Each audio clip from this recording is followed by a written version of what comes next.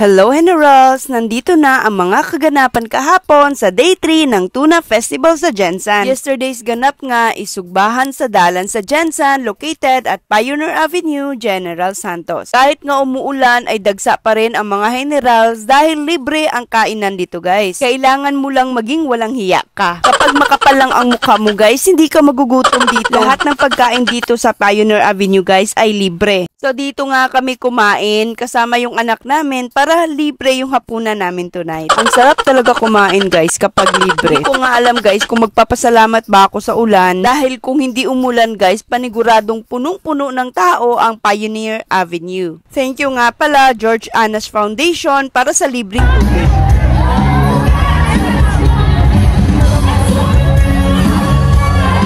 Din palang tuna sashimi dito guys. Ang sarap pala nito guys. Kaya palang mahal nito sa Japan. Syempre guys, nagnaning pug ko. Nagpabaga jud kog face guys para makakaon ko ani. Naabot di ay kog stage guys. And andito din sila Mayor Lorely Pacquiao and other LGU officials para makisaya sa sugbahan sa dalan sa Jensan. At si Mayor LGP nga pala ang mismong nag-share ng sashimi sa mga Generals. Nag-ikot-ikot din si Mayor Lorely Pacquiao para siguraduhin na lahat ng Generals na pumunta dito ay busog, nakihalubilo at nakikain din siya kasama ang mga Generals.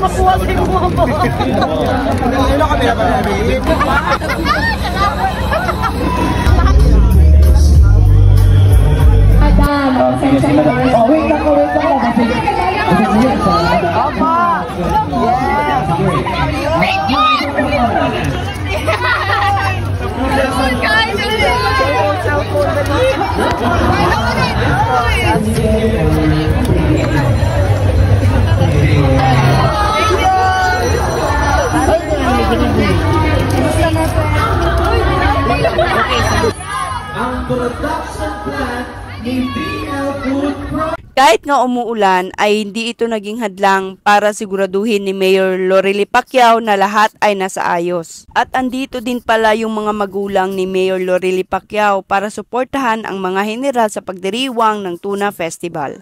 Pagkatapos niya nang mag-ikot guys ay nakita niya itong dalawang vendors. Congratulations!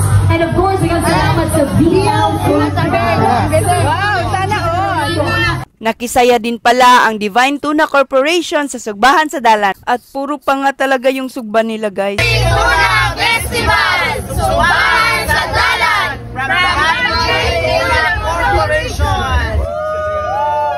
So ayan guys, evidence sa laag nako tonight.